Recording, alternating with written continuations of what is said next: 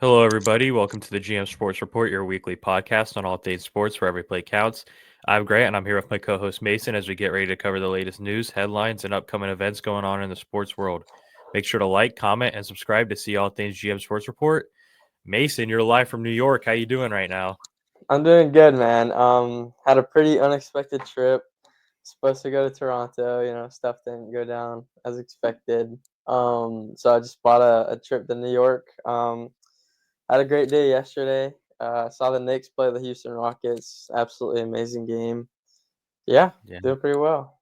Yeah, I must say I was watching that game because the Heat were off last night, and that was the game that was on like national television. Yeah. Fantastic game. It looked like a lot of fun. Jalen Oh Brunson yeah. with that dagger three at the end there. Oh my gosh. Must have been a cool experience. It sounded like it was very loud in there, so It bet that was. was a It fun was. game. Yeah, it's a great time. All right. Normally we start out our episodes with our hot takes of the week and underdogs of the week. We'll get into that later, but we have to start this podcast off with a breaking news segment because the craziest trade I think in sports history has happened over the course of the weekend, and I just can't wait to talk about this. Yeah. For those of you who live under a rock, Luka Doncic was traded to the Los Angeles Lakers for Anthony Davis. Just an absolutely crazy trade. It still doesn't feel real. No. Um, Mason, I'll just let you start off with this. I think we're gonna probably be ranting about this for a couple minutes, so you Yeah. go ahead. So I mean, I went to sleep early because I think I had like something going on the next morning. Um, and it happened about the time that I usually would be up, like what, like 12:15, 12:30. So I'm usually up around that time. Um, and then I wake up to, Grant just saying like, "Oh, this has to be, Shams got hacked or something." And I'm like, "Dude, there's no way that's real." And what I usually do is I go onto like Instagram or like Twitter and stuff to see. First thing I see is Luka and some Lakers threads standing next to LeBron. I'm like, oh my gosh. So I think it's just insane, man. I think it's definitely put a lot of young talented players who are supposed to be the staple for their franchise kind of on their toes. I saw Ant saying something where it's like, him being traded, anyone can get traded. I mean, I'm Mm. scared, and I was like, oh, okay. I mean, it makes sense. I think the Mavs I think Mavs fans are feeling it. I think they'll be feeling it for a while. Um, yeah, I think Lakers got pretty good deal out of it. Yeah. Man, like you said, when I first saw this trade, all I could think of was like, did Shams get hacked? Like, there's no way this is real. It took me like 30 minutes of like refreshing on Twitter until other reporters started confirming it that like I was in denial that whole time. But once I found out it was real, I was just like, wow, I couldn't even imagine being a Mavericks fan right now. Could you imagine being in the NBA finals last year and it's all because of this one player that is supposed to be your franchise player for the Oh my next gosh. 10 years and probably someone that's going to have a statue right next to Dirk Nowitzki when his career would have been over, and they traded him because they were worried about his conditioning. I'm sorry, that's not a big enough excuse in my opinion. That's the first thing. I can't believe that that's what the angle they're going for. I get the whole he's due 345 million and you're hesitant and he was out of shape, but if you're out of shape and you're still dropping 30 points, 10 assists, 10 rebounds, it shouldn't matter. You know what I'm saying? It's like I just can't Yeah. believe they're trading away their franchise. And I this is one thing that I want to talk about, that Anthony Davis, like, he's not a bad player at all, right? Like, he's No. actually having a No. very good year. He's averaging close to 30 points. He's averaging almost 12 rebounds and 2 blocks, 1 steal. So he's a very good player, but he's 32 years old and like Luka's 25 and you're trading him Yeah. like for it's a very very impulsive trade in my opinion. Yeah, the Mavericks are still good, Mhm. but their future is completely gone now. You don't just find a Luka Doncic No. every year. You know what I mean? This is a generational talent, is what they call it. That means you're only finding this once every 10 or so years. You know what I mean? So they're just completely throwing their future away. And I feel like it was done so shady. Even like Shams was saying, this was done in the shadows. Like no other team knew about this, which teams are outraged about, by the way. Executives are coming out furious, Oh yeah. saying that if they knew Luka was available for trade, they would have offered whatever they I wanted a chance at I couldn't Luka. imagine what they'd be putting on the table for a guy like Oh, I Luka. couldn't either. It would be some crazy trade offers that would be going down if it came public. It's not fair to Luka. I don't know if you saw the report yesterday. I feel awful for him. It came out that he had just bought a $15 million Yeah, home in Dallas, yeah, and he was crying when he found like out. last week or something. Yeah, that's just awful. It's not fair to Luka to not be warned. It's not No. fair to Anthony Davis to not be warned. It's not even fair to the 19-year-old Max Christie that got traded with Anthony Davis. It's not fair to those guys to just have no notice. And obviously, the Lakers were just taking advantage of a once in a lifetime opportunity. Oh The whole yeah. talk the last couple of years for the Lakers would be, oh, what kind of move are they going to make to avoid like the post LeBron rebuild? Because they didn't want to see the team rebuild for years. Well, they just got offered a player that you can have the face of your franchise for the next 10 years. So Mhm. they don't have much worrying to do. And now I thought it was kind of interesting. It was like what Brian Windhorst was saying. The last 5 or so years, every move the Lakers have made has been to, suit LeBron. But from here on out, every move that's going to be made is for Luka Doncic, which is just crazy that the Lakers got themselves another generational talent. There will always be a star on the Lakers. I know that. But man, Mhm. this trade was just absolutely crazy. One thing I do want to ask you about though is there's a lot of people saying that the Luka and LeBron thing might not fit because they both always need the ball in their hands. They're both like generals. They like to space the floor out like themselves with the ball in their hands and generate everything on their own. Do you think that this fit is not going to work, or do you think that these are two of the best players in the league? Of course, it's going to work. What side do you I stand on that? I think that they've both been playing such you know, team ball for so long. I think that they're gonna find a way to make it work. Being the two best players on probably any court they step on, I mean, they're uh they're gonna find ways to win. There might be some growing pains at first, first couple games. That happens with pretty much every new duo that goes in. Happened with Jalen Brunson and Cat. First few games we looked a little, their Knicks looked a little rough.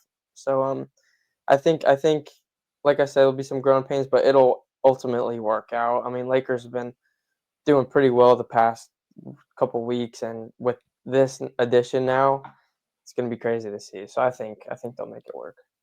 Yeah, I 100% agree with you. I think there will be growing pains at first, but look, LeBron James is 40 years old. If you're telling me that JJ Redick wants to run the ball through him every single possession of every single game, you're lying. He wants to preserve LeBron. And this might be something that could add another 3 years to LeBron's career. Just the simple Yeah, fact that he doesn't have yeah, to have the ball in his hands every single possession. I mean, you're looking at the greatest NBA player of all time, in my opinion, which is LeBron. And then you got a top three player in the league now in Luka. This is going to work out. It might look sloppy at first, but you're lying to yourself if you think this isn't going to work out. And to the people saying, like, oh, they both need the ball in their hands all the time. The thing is, at the beginning of the season, the Lakers were running their offense through Anthony Davis. He was the hmm primary ball handler, not the primary ball handler, but the primary guy who would have the ball in his hands when it was time to make a play happen. So they were trying and experimenting different things to have LeBron off the ball. And I think this is something that could help the team because, like I said, LeBron is 40. If you want to preserve him a little bit, it's good to get a guy that can take the ball out of his hands a little bit. hmm So I think it will be some growing pains, like you said, but at the end of the day, it's a top three player in the NBA right now, and then the greatest player in NBA history. So it's gonna work out. Yep. It just doesn't feel real. That first game seeing him play Oh, I is gonna know. be crazy. They do play the Dallas Mavericks at some point in February, and it will Yeah, be I think it's nationally later televised. February. Yeah, so that's gonna be much must see television. Maybe let's talk about the Mavericks side real quick. Do you see kind of what they were going for? Do you think this was just like absolutely crazy? Do you think the GM should be fired? What are you thinking on the Mavericks side of this? So I've just been kind of going off the clips I've been seeing on like Instagram, TikTok. Uh, the look on J Kid's face every Mm, press conference, he just looks so depressed, and all the media guys look so depressed. So you can tell that this is a guy that everyone had their just their future on. Um, and we saw what happened when they played Cleveland the day after Luka got traded. yeah. They Cleveland dropped 90 in the first half. That's Hmm. insane. I mean, just they didn't even look like they wanted to be on the court, which can't blame him after something like that happens. I mean, it's scary. Um, I don't really know what the Mavs were thinking. I know that, Anthony Davis is a great player. I don't want that to be so shadowed in all of this just Right. because of how phenomenal he actually is. But when you think of it as a future standpoint, Kyrie is kind of getting up in age as well. It's not Yeah. like he's the youngest player either. So and he wanted to be in Dallas, I think, because of Luka as well. Mm-hmm. And we They're saw close. their friendship throughout the year. What was it, a couple years now? Yep. Um, and it's going to impact players. So I think that they just kind of threw themselves pretty far back as far as where they stand. I'm really interested to see what else they do. Yeah, I mean, it just definitely looks a lot. I'd be nervous if I was a Mavericks fan. That's all I gotta say. So Yeah. When I look at the Mavericks side, when the GM came out and said this was a win now trade, when you start out with win now, that I can understand. Okay, you traded for a guy who's still like in the probably the end of his prime, but still in his prime. But when he tried to spin it and say this is a win now and in the future trade, that's just a blatant lie to your yeah. fan base. Your future is completely messed up now because you got an aging Kyrie Irving, an aging Anthony Davis, and an aging Klay Thompson as your big three right Oh now. yeah. Yeah. That is not a future win now team. They got probably a 2-year window right now to win a championship. And for the life of me, I don't know how many times I have to say this and stress this. You're saying you're in a better win now position. You were in the NBA finals last season going against the Boston Celtics. And to say that you think defense wins championships and that's why you made this move because you wanted a better defender. Um, Last season, your whole trade deadline was about getting pieces that can guard around Luka. You got PJ Washington, who's a great defender. You got other guys who are great defenders. Derek Jones Jr. was a great defender for you. So why not just have the same game plan? Be like, all right, let's go get some lockdown defenders that we can pair around Luka, so we don't have to worry about this defense problem.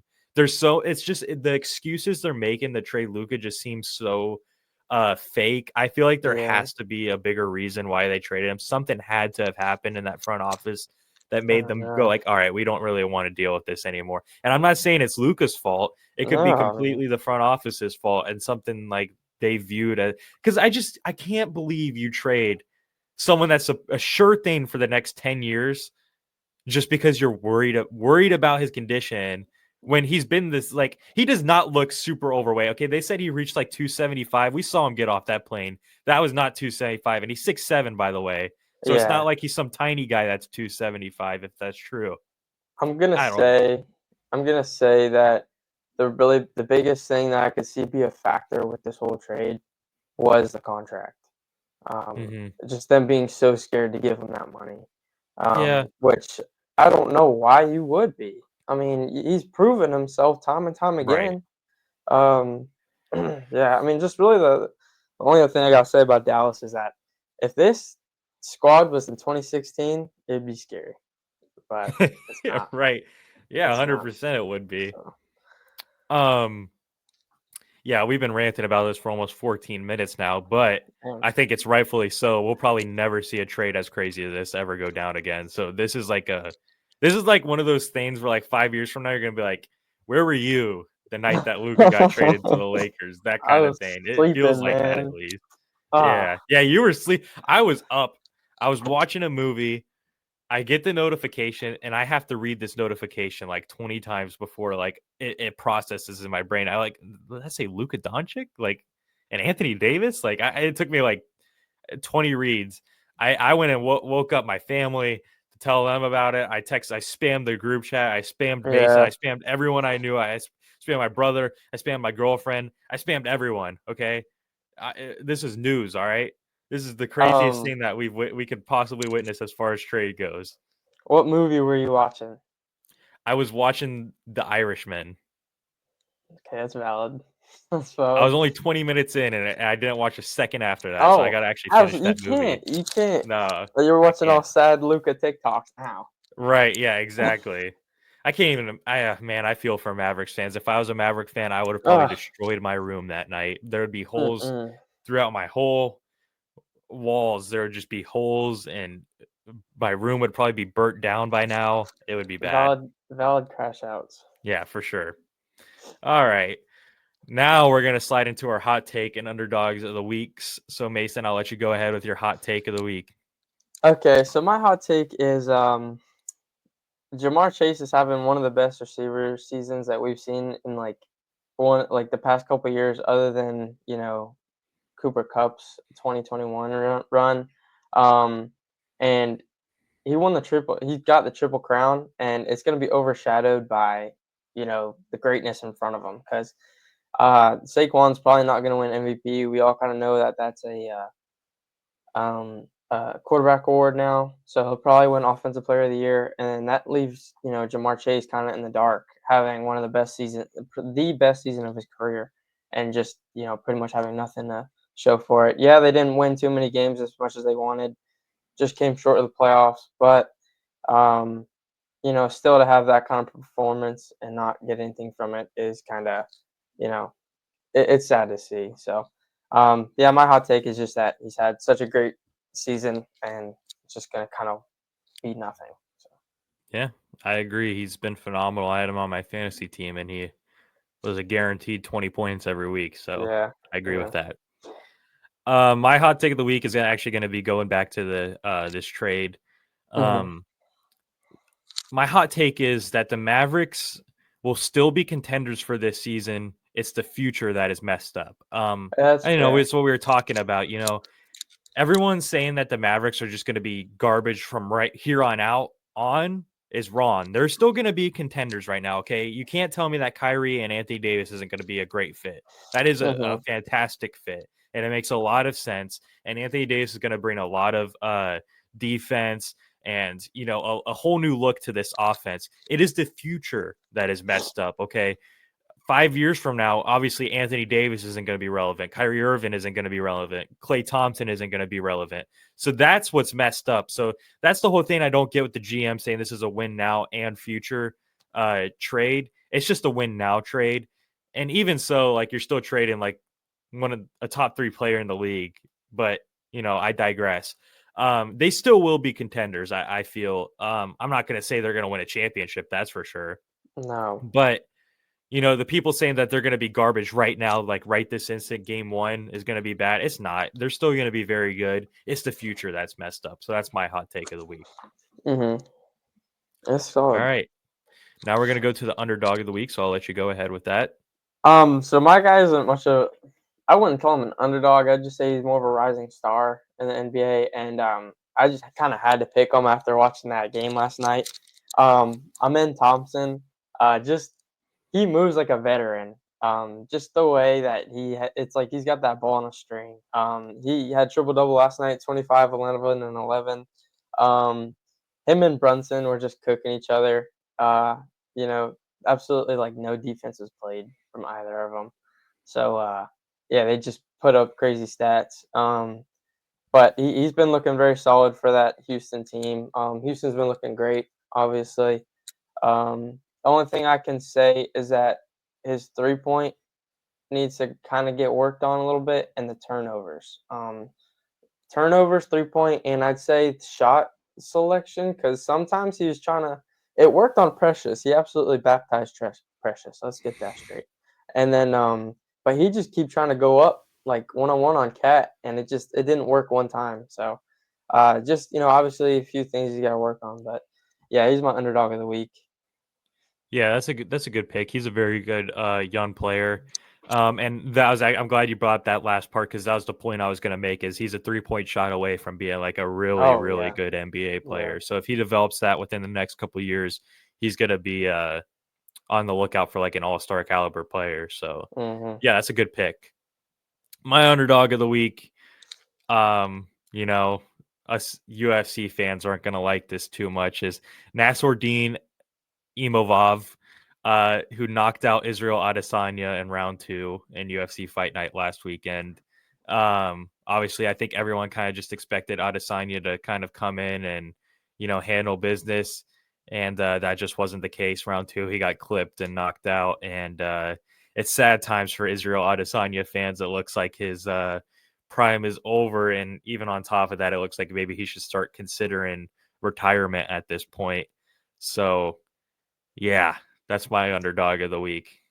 I was having a good morning, man. I Like know, my bad. you I could had have to you bring could it have up. brought up like MVP, you know. Oh, but I love MVP. You know that. I You're know, right. I but should have not. My mind should everyone have went everyone there. had Shara winning. Not everyone, because Well, I not had everyone. MVP winning. Yeah, but Shara looked so lost that fight. He didn't know what to do. Yeah. All right, now we're gonna slide over to the NFL, and at first I was just gonna say we're just gonna do a quick Super Bowl prediction, but actually I want to add one more topic in here that we can just talk about for like 1-2 minutes real quick because I think Mhm. it is important news. Yesterday, speaking of trades, Miles Garrett requested a trade from Cleveland, and Mhm. then later last night it came out that Yeah. it looks like the Rams are moving on from Cooper Kupp. So, what are your thoughts on those two situations? Miles Garrett, I'm so happy for him to, do this. He is probably one of the most loyal, uh, just stars on a bad team, other than like probably Dexter Lawrence. So, um, to see him finally pull that trigger, I know it probably hurt him, try and give Cleveland everything he could. He's been an absolutely amazing defensive player. Um, but they haven't been winning, and the future is not looking great for them. So he's got to do what's best for him. And I think that's great. I want him to go to a playoff contender. Just I think it's amazing. And on the Cooper Cup side, I was kind of happy to see that. The only thing that I'm worried about is his contract. Um, because I would love for the Giants to kind of get a veteran receiver to kind of, I guess, help our younger receivers in their journey, like Malik Neighbors and Wandale Robinson, because we have Darius Slayton, but he's never kind of been the go-to number one receiver that was gonna, just make all the headlines and stuff. So, Right. um, maybe we could pick him up, but I think it's like a guaranteed like 23 million or something on his contract. So either that has to get renegotiated or someone have to pick it up. So yeah, Yeah. The Miles Garrett trade request, like you said, I feel like all NFL fans are just happy about this because now yeah, we get to see Miles Garrett play some meaningful football, which oh we've yeah, probably all wanted to see for such a long time. I bet yeah, even Cleveland fans are a little bit happy in that aspect of things. yeah. Um, he gave it a go for Cleveland. I don't know the exact amount of years he was there for. Like I know it 6 was or a long 7, time. yeah, Yeah, so he was super loyal to that team, and I think it's right for at this point in his career. He wants to go play some winning football, and I think that's a very fair decision to make. yeah. I think he stuck around with them one or two many years too long. So, Yeah, super stoked to see where he goes and the kind of impact he'll make on that defense. Um, and as far as the Cooper Cup thing goes, it didn't really catch me by surprise, no, but I am like trying to think of where he's going to go, and I can't think of like a clear cut like, oh, he needs to go there. There's a few teams in mind that I think could use him. I think the Patriots are like a team that could use him. The Giants, like you said, the mhm. Chargers. I think he'll have some teams where he'll fit really well on. It will be Yeah, interesting to see where he gets dealt. So yeah, that's all I pretty much got to say about the Cooper Cup thing. But yeah, then trades are going crazy right now, and every sport, even the MLB's having some wild trades right now, but it's mhm, fun. It's always fun to talk about trades. I feel like at least yeah, I love talking about trades. mhm, yep. All right, now we're just gonna give quick 1 minute Super Bowl prediction because we're gonna do a separate episode later this week breaking down everything about the Super Bowl. So Mason, I just want on the record books your Super Bowl prediction. 28-24 Chiefs, get the three-peat. I don't like the Eagles. Okay, That's I'm a gonna want, go. not a think. So I think the Eagles can win, but I want the Chiefs to win. So Okay, all right, I'm gonna just go. my bad. I'm gonna go. Oof. I'm gonna go 28-24 Eagles. That's Just fair. because I think as long as there's nothing fishy going on with the refs, I think the Eagles are the better team. I might need to knock on wood for that thing. And it's not that I'm cheering for the Eagles. I know I mess with you all the time and try to rage bait you. I'm not necessarily cheering for the Eagles, but I just think they're the better team as long as there's no shenanigans going on.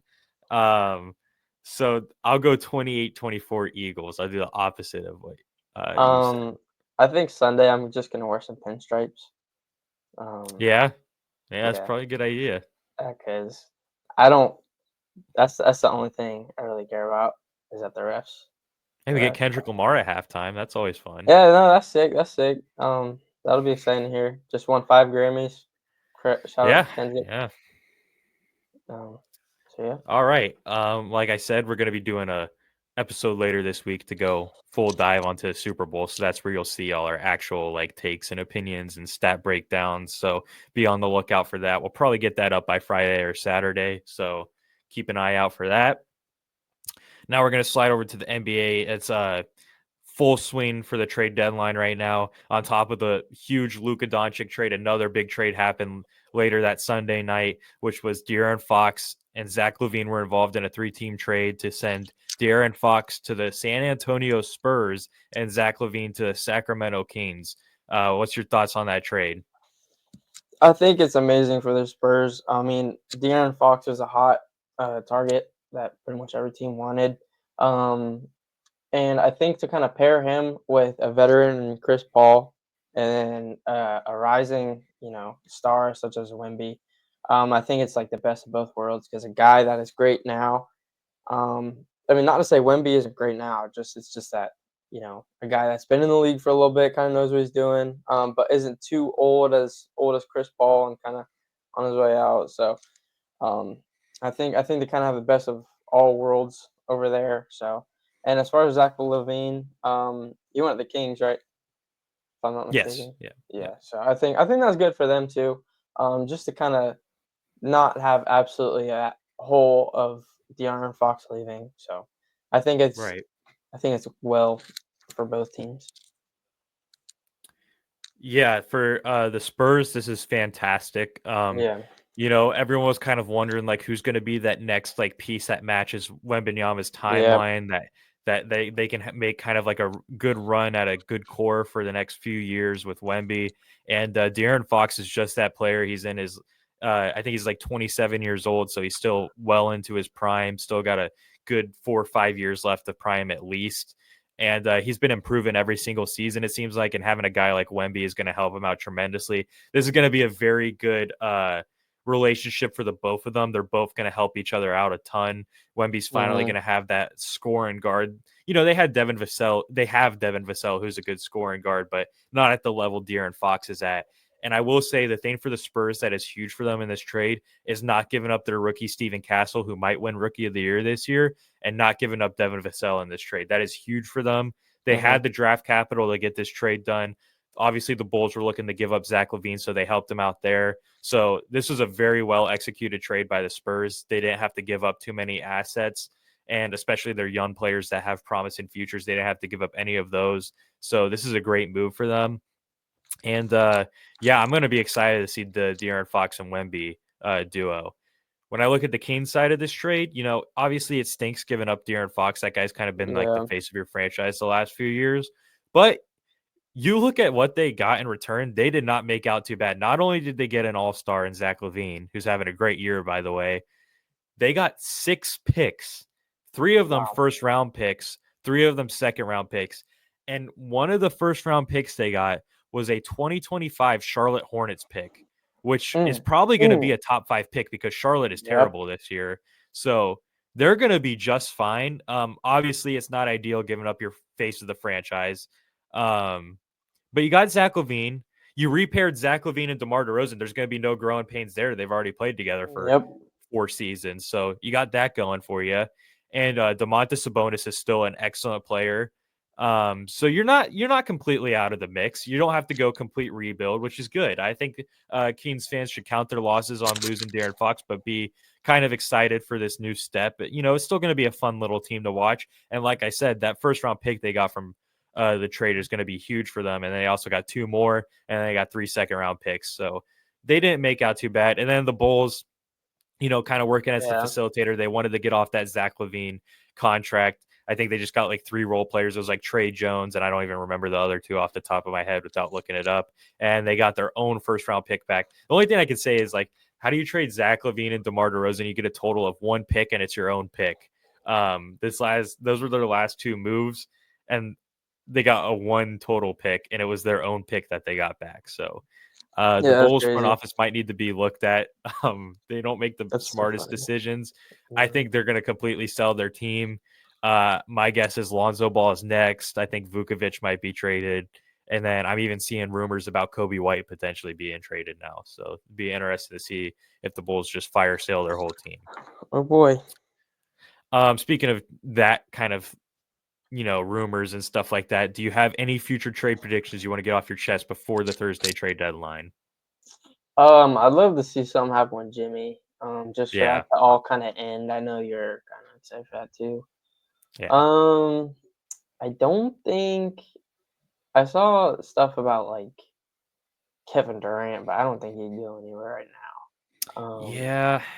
With the Luka thing, though, it changes your whole Yeah, perspective. It's yeah, like because it seems like it's impossible, but we just saw the impossible happen. So you never I know, I also guess. saw I also saw like talks about LeBron and Golden Yeah, State. I don't know how true that would be, but that would be kind of crazy. I could see that kind of be like an off-season thing. right. Yeah, nothing like as far as like packages or anything I can think of. Yeah, the only kind of predictions I have, I think the Lakers are for sure going to go out and get a true center now. I think they've been wanting Yeah, that. Um, I think some of those names are kind of what I was talking about last week: Vukovic, Yusuf Nurkic, and I'm seeing some Miles Turner news, which would be a huge pickup for them if they they're got looking Miles at Turner. Mitchell Robinson now too. I did see that. Yep, thank you for bringing that up. I forgot about that. Mitchell Robinson would be a good true center they can add. So yeah, I think that they're definitely going to go out and get their center. The Jimmy Butler stuff, I'm hoping it happens. It just seems like a never-ending cycle. We find a new team that, wants to deal with us, and then Jimmy comes and tells them that he doesn't want to sign an extension there, so they stop talking to us, and then we try to go back to Phoenix, and no one wants to take on Bradley Beal's contract, so that doesn't happen. I do think eventually a trade will be figured out with the Phoenix Suns. That just seems like it's been the team all along. Um, Here's something interesting though. Like you were saying about LeBron to the Warriors and KD possibly back to the Warriors. It is true that the Warriors are apparently calling every single team and asking for an all-star. They're saying they're desperate to find Steph Curry an all-star. So that's something to keep an eye out on, is if the Warriors can land themselves a star to pair with Steph Curry. It'll be interesting to see if they can get that come trade deadline time. Mm. All right, now real quick, we're just going to go over our player and team of the week, so I'll let you go ahead. All right, player. I'll just say LeBron James. Got Western Conference Player of the Week. 27.5 points per game, 7.3 rebounds per game, and then 10 assists per game. That's only I think gonna get. I wouldn't say better, but I think it'll impact wins more with Luka coming over. So yeah, that's my player of the week. Yeah, my player of the week is going to be Trey Murphy the third. In his last 3 games, he scored 32 points, 41 points, and 40 points. So he's really coming out of his shell here on the Pelicans, having a breakout year. Very good, lengthy player, showing he can score now. He was always really good on the defensive end. Um, so that looks like a good thing for the Pelicans with the uncertainty of Brandon Ingram and even Zion and Hmm. DeJounte Murray missing the rest of the season. So it's good to get a guy like that to have a breakout year, because it's been a terrible year for the Pelicans. So Trey Murphy the third is my player of the week, and I'll let you go ahead and do your team of the week. My team of the week. I first put like not Dallas Mavericks, but I just Yeah, have that's to funny. seriously just say Lakers for being able to get Luka. I don't think I don't think this trade will ever kind of go old. Like just the impact on how it had everybody, especially Dallas fans. Lakers fans, I know they're kind of some Lakers fans that have been there for a while are kind of bittersweet about it, which is understandable. AD did a lot for him, but you're getting Luka Doncic, so kind of start moving in the future. But yeah, I'll just have to say Lakers just for that insane making it work. So Yeah, we were in the complete same wavelength there. I also picked the Lakers for that reason. It's just the fact, like, most teams when they have an aging star and he's close to retiring, like LeBron, Yeah. you have to take like 3 to 4 years to kind of regroup and rebuild and get that next star. And the fact that they were able to just get a franchise player that's going to be your franchise for the next 10 years to just fall into their lap practically is insane. I wish my organization had that type of luck. I know probably every NBA fan wishes they had that type of luck as far as that goes. So I got to give it to the Los Angeles Lakers for doing the unthinkable. So that is Yep. also my team of the week. Real quick before we move on to our last topic, I do want to say we're going to try to do an NBA trade deadline special. The trade deadline's on Thursday at 3 p.m. So we're going to try to, record a special, go over kind of every trade that happened, who the winners and losers are, that sort of thing. And looking to get that out about Friday as well. So be on the lookout for that. And then finally, what I want to talk about is heading over to the UFC, probably the worst card of the year. UFC 312 is going on. I just want predictions for the main event. I really don't care about any other fight. So No, who do you have winning between Sean Strickland and Dricus du Plessis round two? so the first time they fought, everyone's saying how Strickland they think just got robbed, which I'll say I am one of the ones that agree with that. We watched the fight, separately, but we were texting pretty much all the time about it. Uh, we thought that Strickland definitely fought better. The only thing that um, Dracus du Plessis did better was get some takedowns. I think he got 6, if I'm not Yeah. misunderstood. So that kind of swayed the points over, but Strickland had way more significant strikes. So it definitely was kind of like that. But I think this one, hopefully, Strickland will come out a little bit more aggressive, kind of how he talks in his press conferences. Because when he fought Costa, definitely didn't look as great as what he said. But I think Strickland will win by split decision. I think it'll still kind of be that dog fight. Um, but yeah, I don't think it'll be unanimous. I think it'll be split, especially after seeing what the result was last time. So. Yeah, I think you pretty much hit the nail on the head there. I think the first fight was very close. I did have Strickland winning personally, but I think that might just be a bias sort of thing.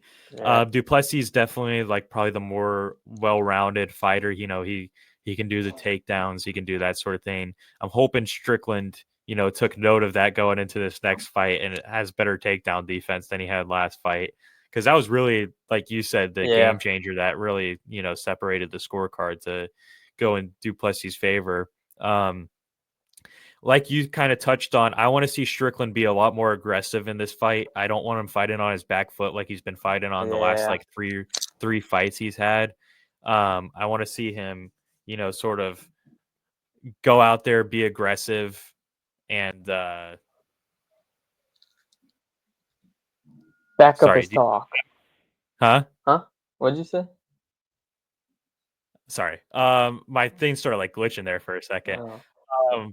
I want to see Strickland go out there and, be aggressive. I would love to see a knockout. I don't think it's going to happen. Like you said, I think it's going to be a split decision, and I'm hoping that it'll go Sean Strickland, but I want to be surprised if Yeah. Plessis won. Yep. All right. So a lot of crazy topics that we had to go over this week. So a little bit of a longer Yeah. episode. Thank you guys for tuning into this week's episode of the GM Sports Report, where every play counts. Please make sure to like, comment, and subscribe to be able to see all of our weekly episodes on all things sports. For additional content, check the description to see links to our Instagram and TikTok account. This is Grant and Mason. Sign off for now. Have a great week, everybody.